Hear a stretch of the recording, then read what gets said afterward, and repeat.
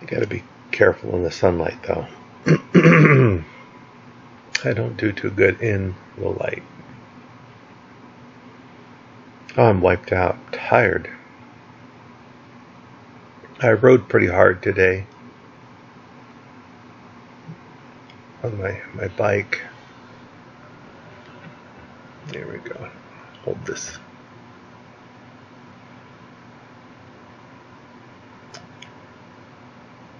This is just going to be a random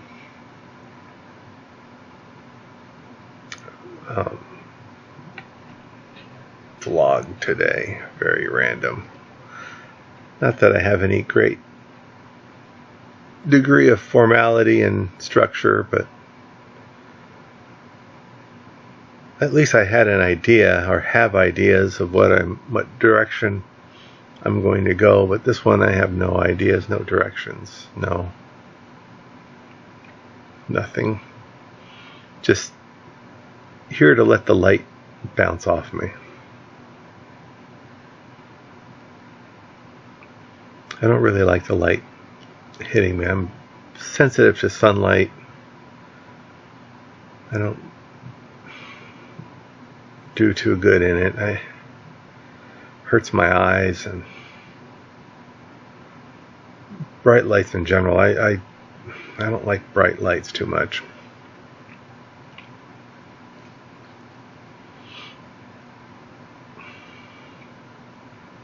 I just hope I don't get burned from the light coming through the cracks in the windows.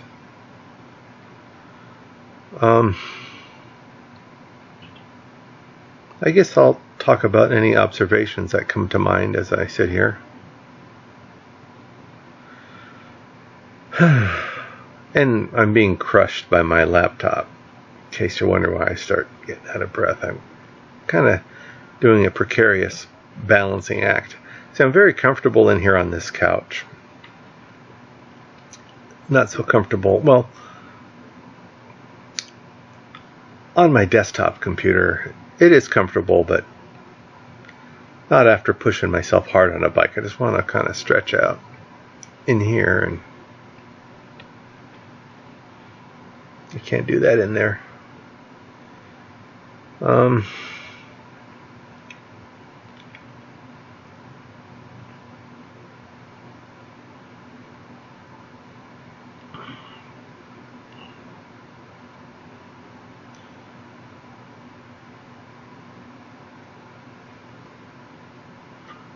No, I don't have anything to say.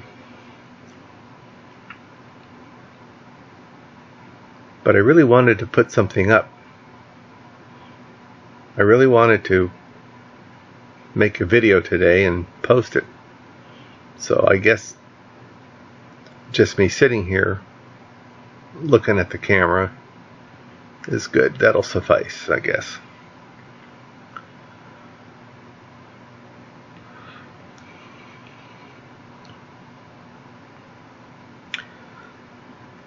Social media in general is a lot like school. I guess you would say high school. You have your popular people, and you have your less popular people. You have your loners, which is the category I belong to. I belong to the loner group. I never liked being with a crowd of people or with the popular group or anything like that. I always enjoyed being off on my own. So it allows me to be observant. And the same goes here. I'm observant of what I see going on around me or out on the YouTube. I've noticed that the popular people, the people that have a lot of followers and interaction on their channels, they become somewhat of a prisoner to their own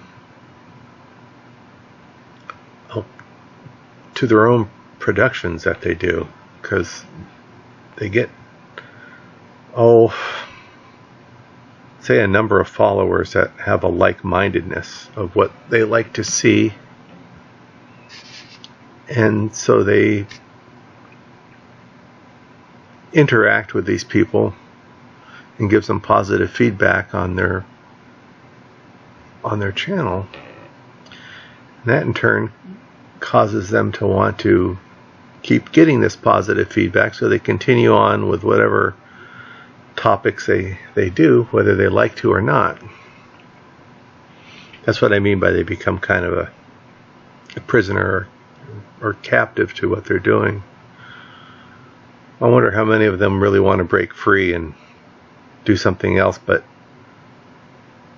they fear they're going to disappoint some stranger.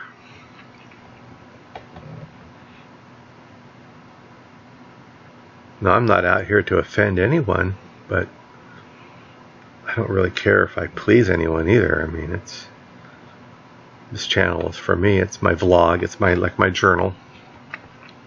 This is just an observation I have.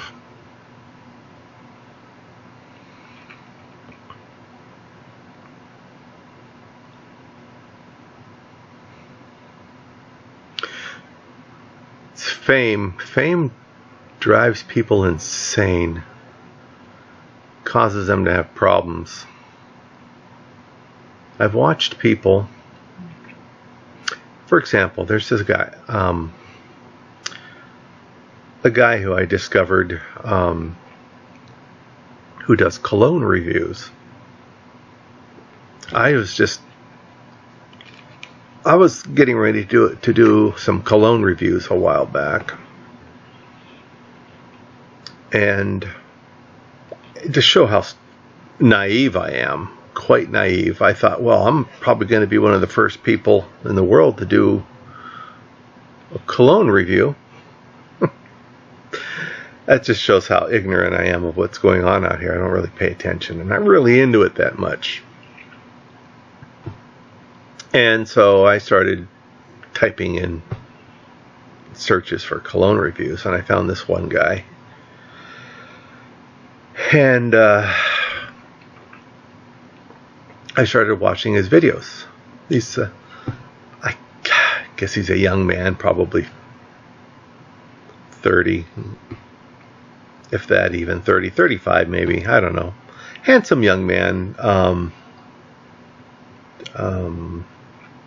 think he's from Germany. And he had great enthusiasm for his cologne videos that he was doing. And he had, looked like hundreds of them. So I started looking through them all, and I went back to when he first started. And I could see a difference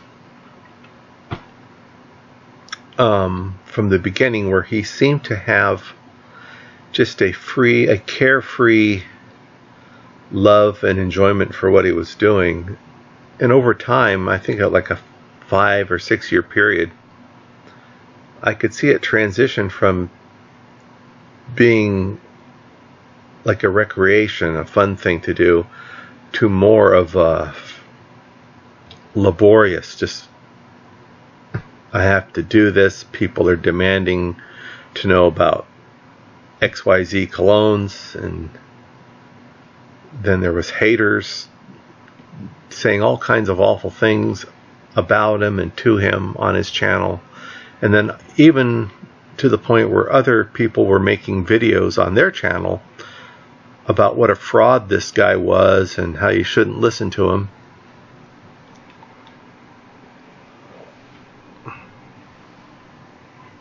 The light's really starting to... There we go. I got to get out of the sunlight.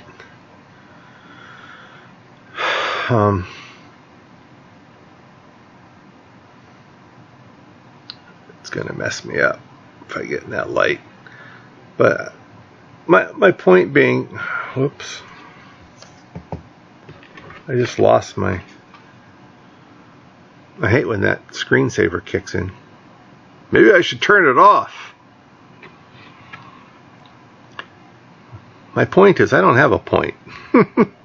My point is this poor guy, he finally made a video, or actually a couple over time, saying how his enjoyment is not there anymore, and how he feels hurt by people that visit his channel and say bad things, and all he ever wanted to do was have fun. And he says it's no fault of his own that he's got like over 1 million subscribers.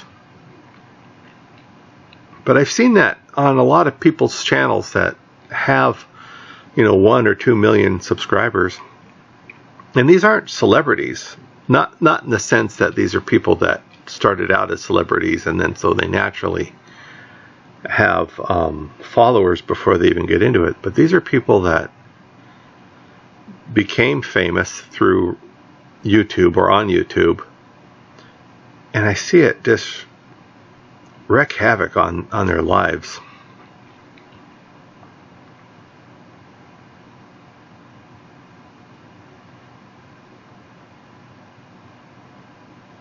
I'm in no danger of that happening here. I don't have any charisma. You got to have charisma. These people do have charisma. And I don't think they realize that going in, that their personality is going to draw people to them. People feed off of that.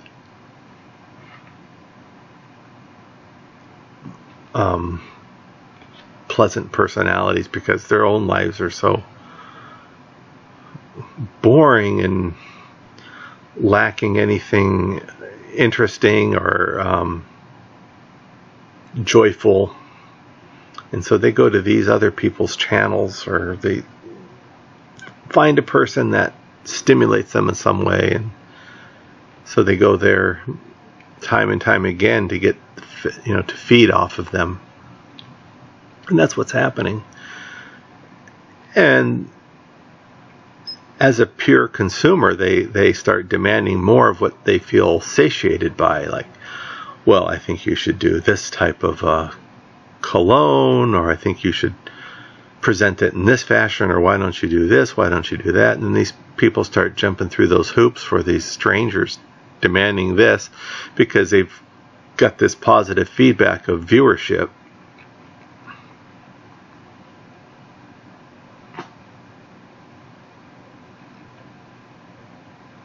Well, maybe they're making money off the channel, right? Maybe they do want that viewership, and so it's like so much like a job to them.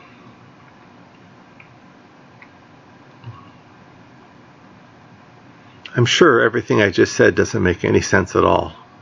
I'm not an eloquent speaker.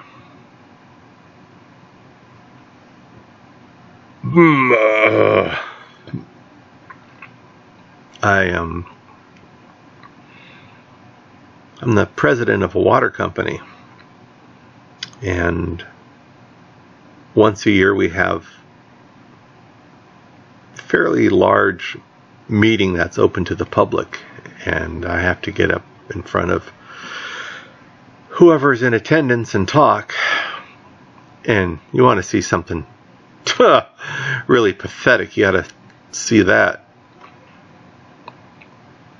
I put my mouth in gear sometimes, and 2 or 3 minutes into what I start to say, I'm thinking, oh no, I have no clue where I'm going with this. And I mean, this isn't on YouTube talking into a camera. This is me in real life with actual human beings sitting across the table in chairs out there in the audience looking at me. And I'm like, oh, it's a couple of times I just want to say, hey, I don't know what the hell I'm talking about. I'm going to sit down now. Sorry I started talking because I had no idea where it was going to go. Which leads me to another random thought. All these bots. A lot of bots out here.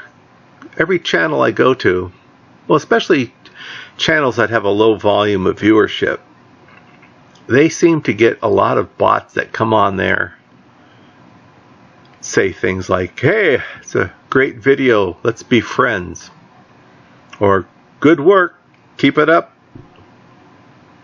let's be YouTube friends, keep them coming. Yeah, It's some bot name going by the name of Tim, or I can't remember them. I block them.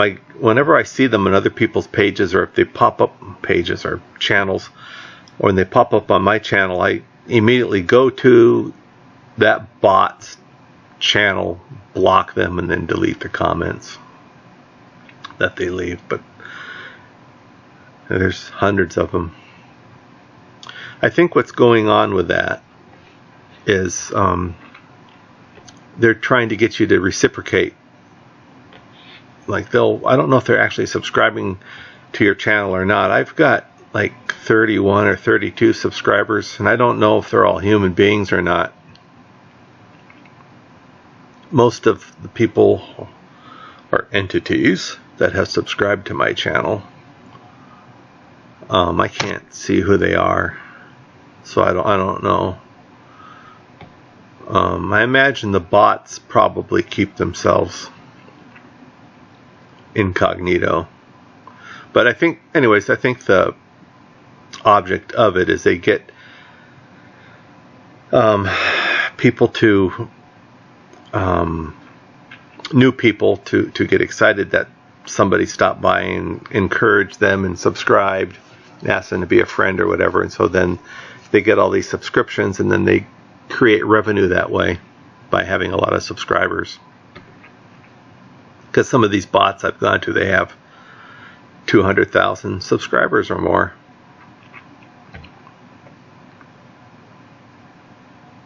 So that's all it is somebody's created a program that seeks out new content or what have you, leaves a generic, meaningless comment on whatever you've posted, and in the hopes that you subscribe, and then they can start getting pennies on their videos or whatever, however that works, to monetize a channel, which I refuse to do. I'm not in this for the money. I don't know. It's not like I would make, like I said, you got to have a personality that people enjoy listening to or being around in order to be successful out here. You got to be handsome, you got to be eloquent, or you got to have something interesting that people can relate to. Hey, me, I'm from Mars, man. I'm not even from this planet. What do I know?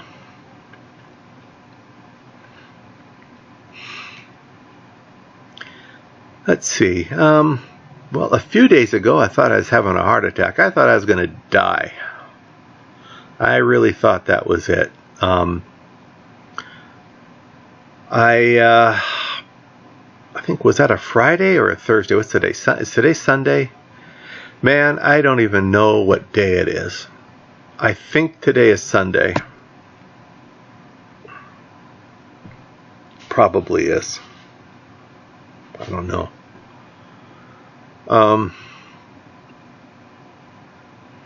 Thursday, Friday, Saturday. Yes, I think it was Thursday. Okay, wait a minute now. Thursday, or was Wednesday? No, it was Wednesday. Wednesday last week. I spent the whole day. I got up in the morning and I sat down what was going to be just briefly in front of the computer here in this room. And I didn't go downstairs. I didn't have anything to... No, it was a Thursday. That's right, because I did go out and get the trash cans. Anyways, long story short, I didn't drink any water all day. And then about 2-3 o'clock in the afternoon, I thought, I'm really thirsty. And I went downstairs and I had a glass of water, and then I hopped on my exercise bike. And I rode and I sweat some more on there. And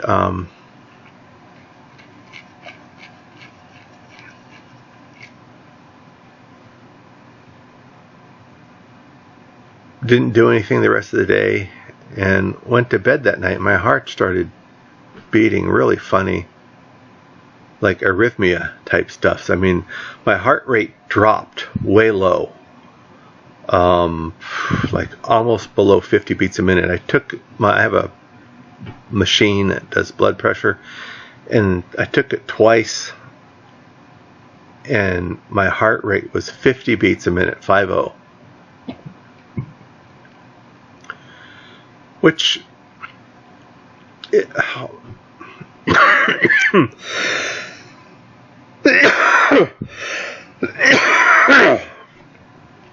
I'm sorry.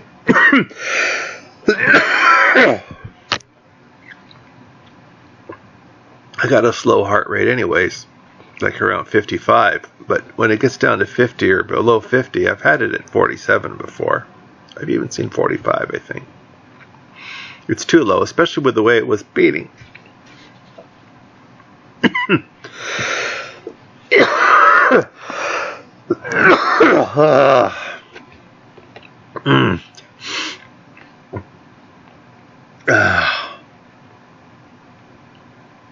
The heck was I saying?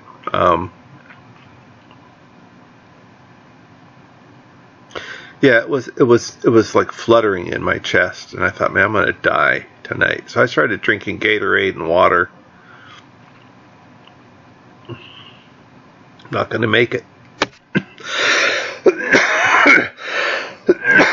Man. Oh, I have these coughing fits.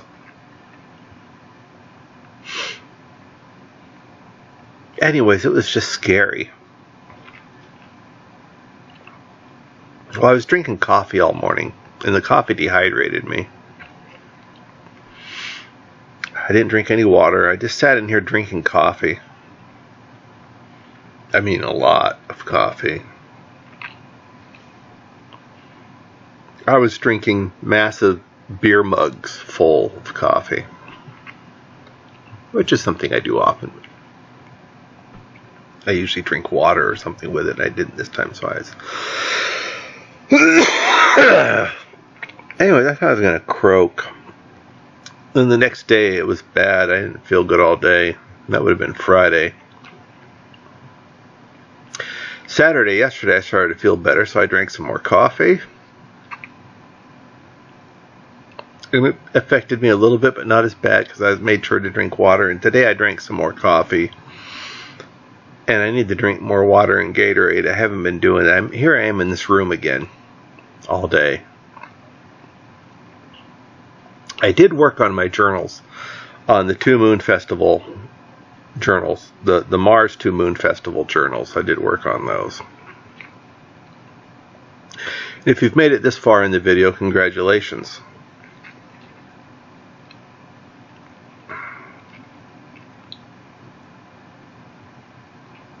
I don't normally talk like this. Maybe I do.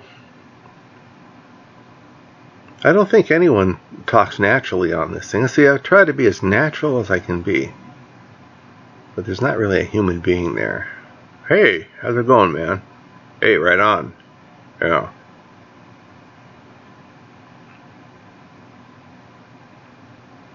Been wanting to go for some speed runs. On Mars, of course. Speed runs on Mars in Redout, because they do have Mars available.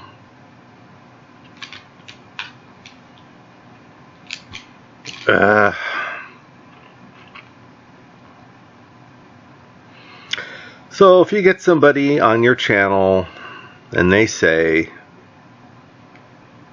great job, keep it up, let's be YouTube friends,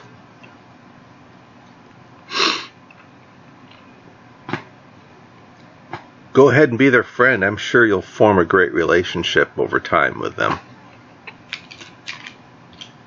Not really.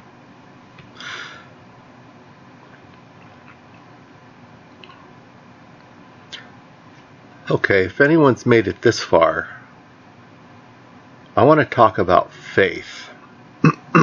Just as very brief.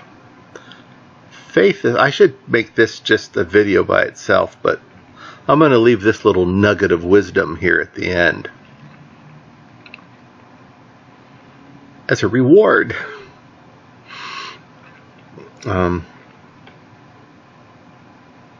Faith.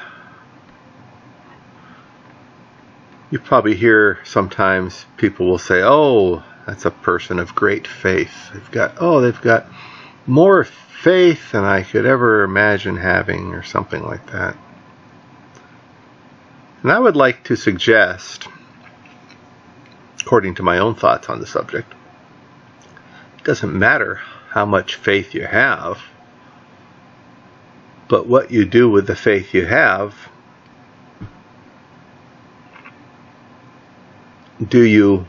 Where you put that faith.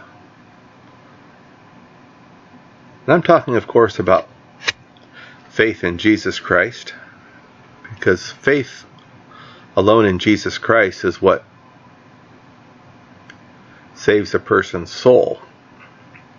Faith in Buddha or any other world religion outside of a relationship with Jesus Christ is not going to save you. Just faith in Jesus Christ. So that's what I'm talking about when I say faith.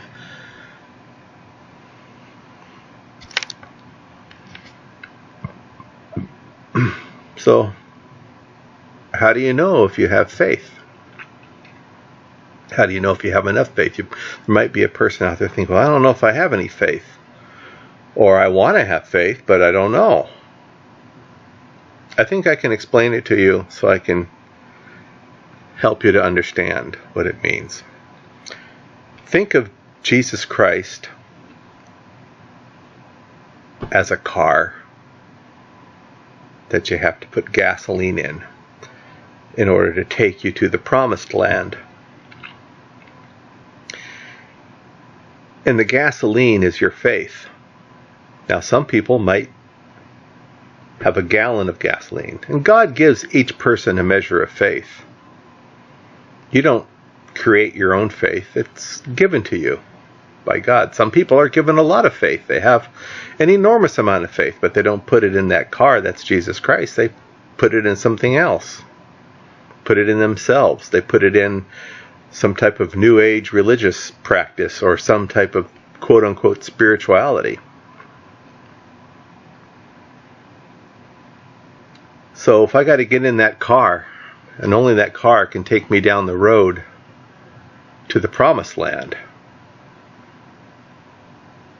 I need to put my faith in there. I need to put my gasoline in that car. So, if God only gives me a gallon, and I take that gallon that I have and I put it all into Jesus Christ, well, that's going to be just enough to get me to the promised land down the road. I didn't have a great amount of faith, but I took what I did have and I put it all in Jesus. I put it all in that car. Now, there could be somebody that had 10 gallons or someone that had 100 gallons. And they spread it all over the place. Because you see, you can't have faith in Jesus and also in something else. Because if you have faith in something else in addition to Jesus, then you don't have any faith at all in Jesus. Because Jesus said He is the way, the truth, and the life, and no one comes to the Father but by Him. So there's no place else to turn to, according to Jesus. There's no place else to put your faith. So if you don't put all the faith you have, no matter how great or how little, into Jesus, into that car called Jesus that drives you down the road, then you have not exercised it correctly as far as God is concerned. So you see, it matters not how much faith you have. It matters the amount of faith that you do have, where you put it. Okay? So I could have a half a gallon or 1 gallon. Let's just say with 1 gallon. Let's say that's the smallest amount anyone could be given. Okay, and let's say some people could have 100 gallons. Now, the world will look at that and say, well, oh, look at this. I wish I had faith like this guy who's got 100 gallons. He's got such tremendous amount of faith.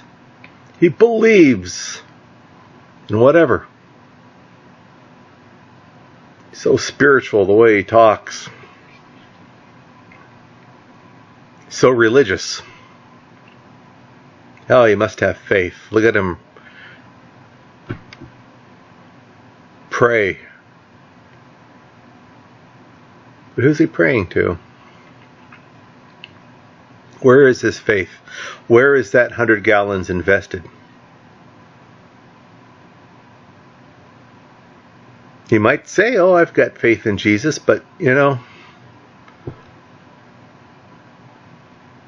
I think the world has been given many avenues to God, and it's wherever you're born, man. Right? You've heard people say that. Well, yeah, the Muslim, he was brought up this way, or the Buddhist was brought up that way, and the Krishna another way. The Catholic one way, the Mormon another way.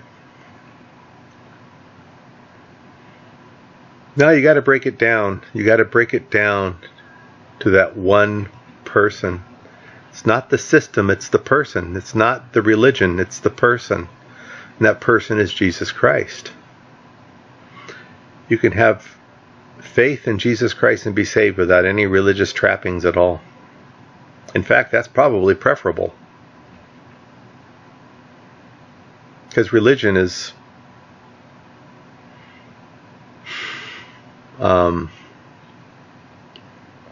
something that I believe robs your attention from the core of what it is that saves you in Christianity, and that is Jesus.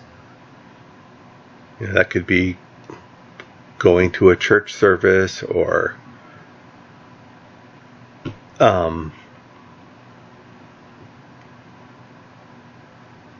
doing some ritual every day, saying grace at a table, or what have you. A lot of people have replacements for true faith in the Lord Jesus Christ. So that's what it is. That's what faith is. That's faith best exercised and best used, is all. Whatever amount you have, whether it's a tiny little bit or a huge amount, it needs to be entirely, completely invested in Jesus Christ. That is what will save you.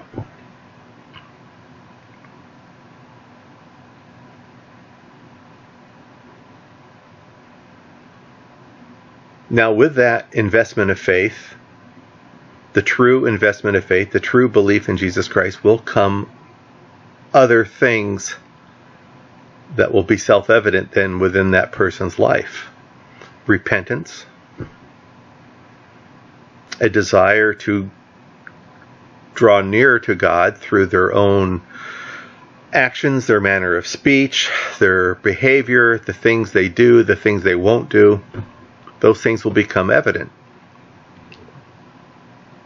A lot of times people get that kind of backwards. They start trying to mold themselves into this Christ-shaped form without really giving themselves over completely in their mind, in their faith to Christ.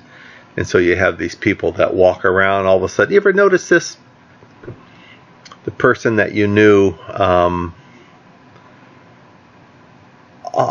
almost seems overnight sometimes. They start believing in the Lord, and the next thing you know, they're talking Christianese. What do I mean by Christianese? It's like a language unto itself, right? You see these people, they're like, oh, well, I had a blessed day today.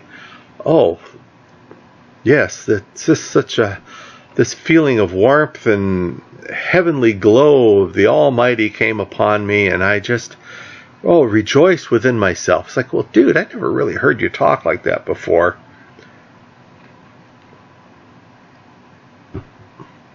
But does that mean that they're saved because they talk that way? I don't see anywhere in Scripture where people talk like that, it means they're saved. The only thing I see in Scripture is a person is saved who realizes their own sinfulness, worthlessness, and inability to save themselves. They turn to Jesus Christ, who is the only begotten Son of God, who died on a cross and rose again for our sins, died for our sins, and defeated death and sin by rising again God the Father raising him again from the dead.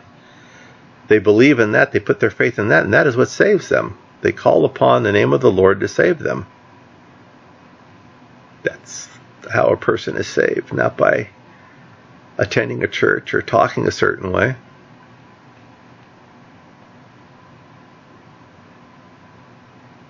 But I have to be careful because, I don't know. There are probably a lot of believers that do talk that way. Maybe because they feel like they have to. And you certainly don't want to go around cussing, because that's the way the world acts, and we're supposed to come out of the world. I have to be careful. Sometimes I slip up and I'll cuss. Be playing a video game or something, and it just would seem funny at the moment to say the F word, drop an F-bomb or something, because it kind of fits with the moment, like a heated moment, and it's going to be funny. Instead of saying, oh, by golly, gosh darn it, no one's going to laugh. It would have been funny if I would have said, oh, yeah, F-bomb, F-bomb, F-bomb. But I always regret it if I do that. And if you hear me cuss, I apologize. I really do try to have a conscious mind not to, but I'm not completely sanctified. And that's what it is.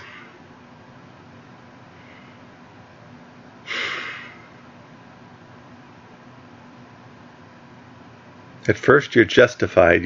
You're justified in the eyes of God by Jesus Christ through your faith in what He did. He justifies you. And then comes the long period of sanctification, where you change due to having been born again by responding to the invitation of Jesus Christ to believe in Him and be saved. That's how you're saved.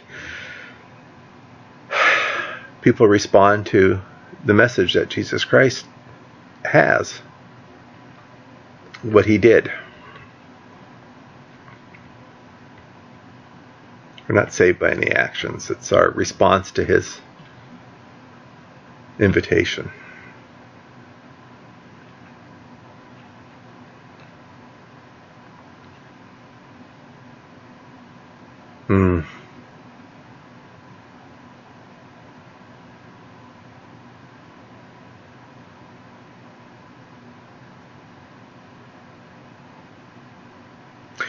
Yeah, I look back on my life. I've been a believer for a long time.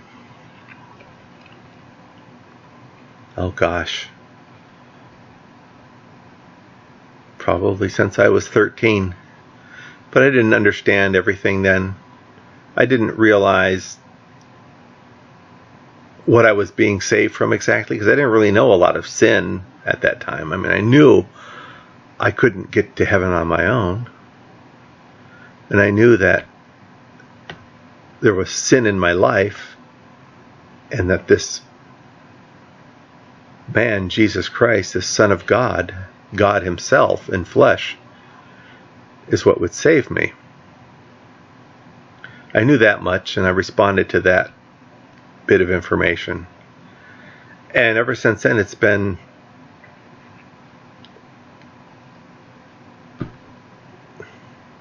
at times a struggle.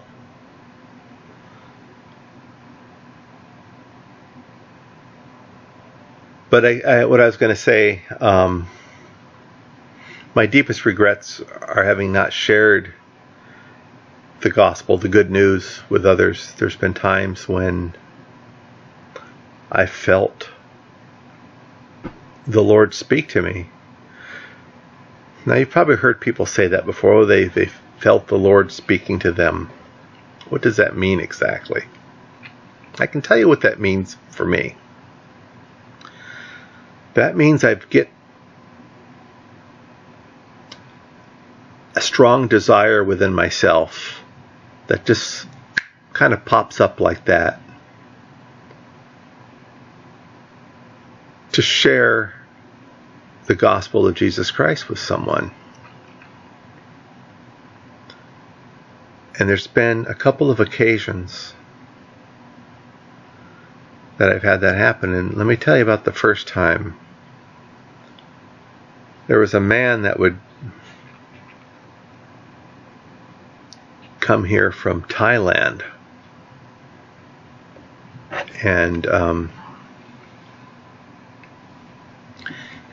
trying to get comfortable here. And he would hire me to drive him. He owned a motorcycle store over in Thailand, and he would hire me for the day to drive him to all these different motorcycle outlet stores so he could look at their products there and order them and have them sent back to his store, his motorcycle store in Thailand. And one day, we were sitting there having lunch, and I got that strong desire to share the gospel with him. But there was a bit of a language barrier, so I used that as an excuse not to share anything with him. I says, well, next time he comes out, I'm going to find some stuff written in his language so I could just hand it to him. And he went back to Thailand, and he's supposed to come back in 6 months. And he didn't, and I found out that he got killed over there a short time after he had returned. He died in a motorcycle accident. That was God telling me, hey, I know this guy's going to die, but you don't, so share with him the gospel because he needs to hear it before he goes back to his country and gets killed. And I really dropped the ball there. Oh man, did I regret that. To this day, when I think about it, it hurts to think about it. And so years after that, when I was really into collecting action figures, like Star Wars action figures and Hot Wheel cars and all kinds of stuff. So I'd always go to like the Target stores in the morning or Walmart. And I kept seeing this one other collector there in the mornings when I would go. Kind of a heavy set guy. Maybe a little younger than me. Maybe, 10 years younger than me.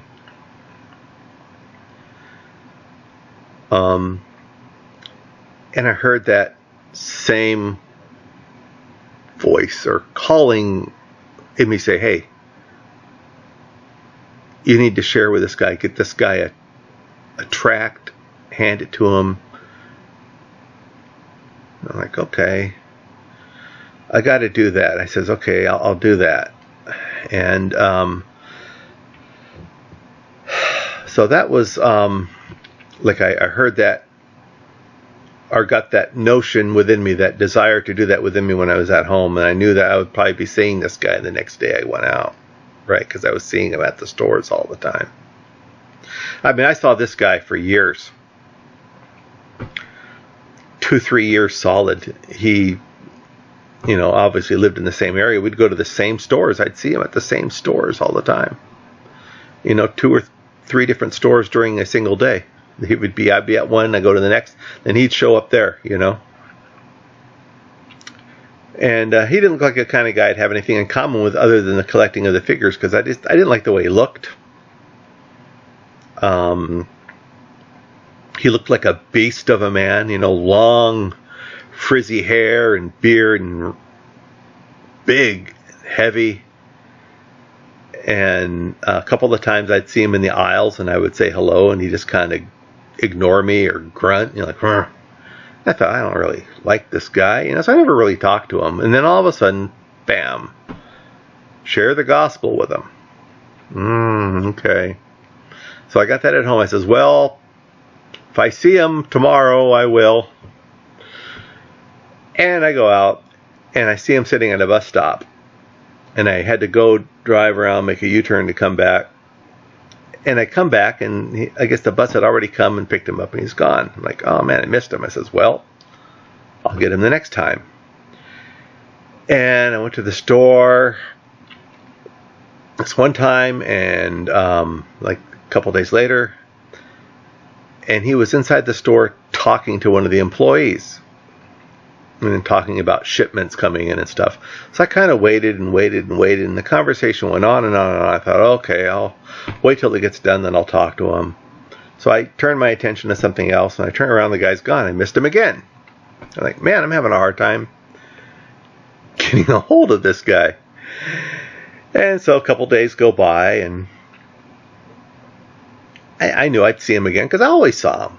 Always. I saw him solid for 3 years, man. And so then, later on that week, I go to the store again, and this time I see him. He's sitting outside the Target on a bench.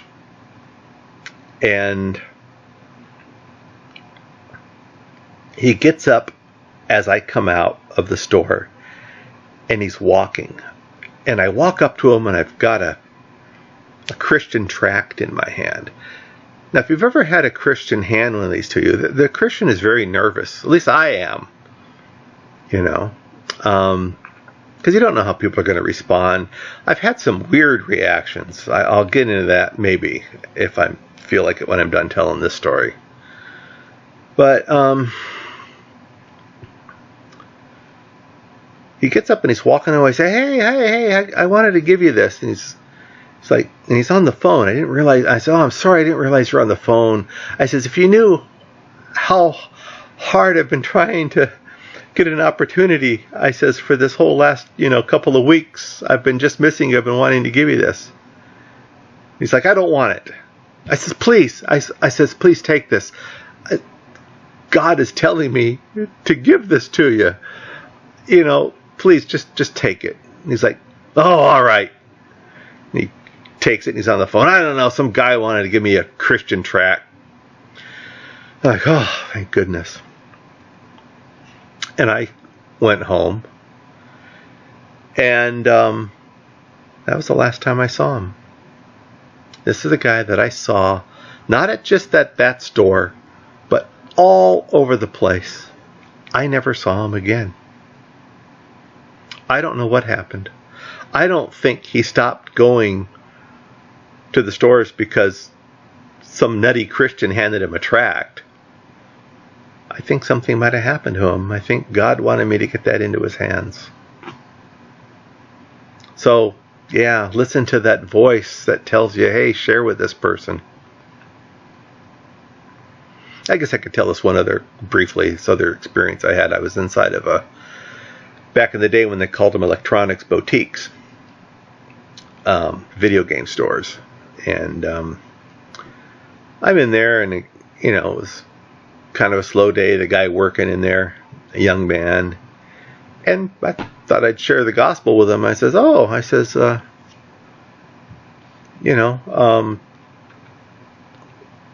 can't remember how I started it. I probably gave it a lot of thought, but anyways, I initiated the conversation of sharing the gospel with him.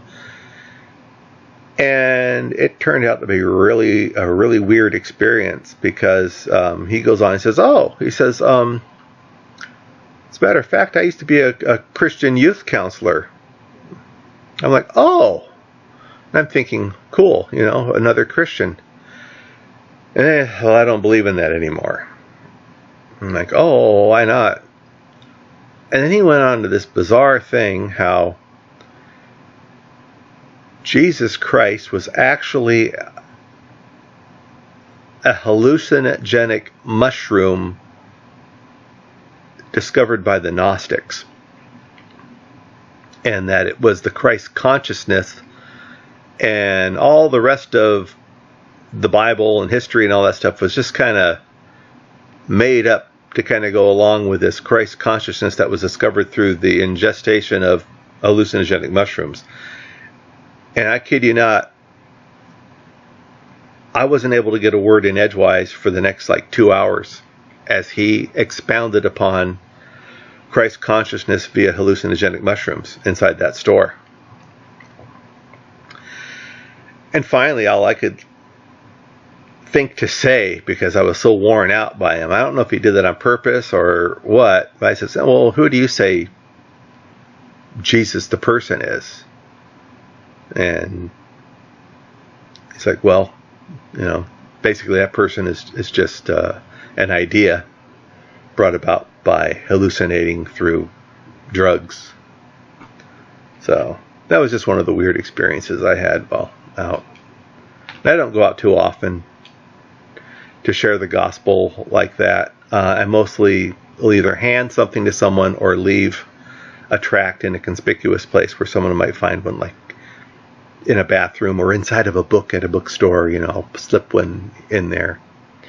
And that's what I do. That way I think they're less intrusive.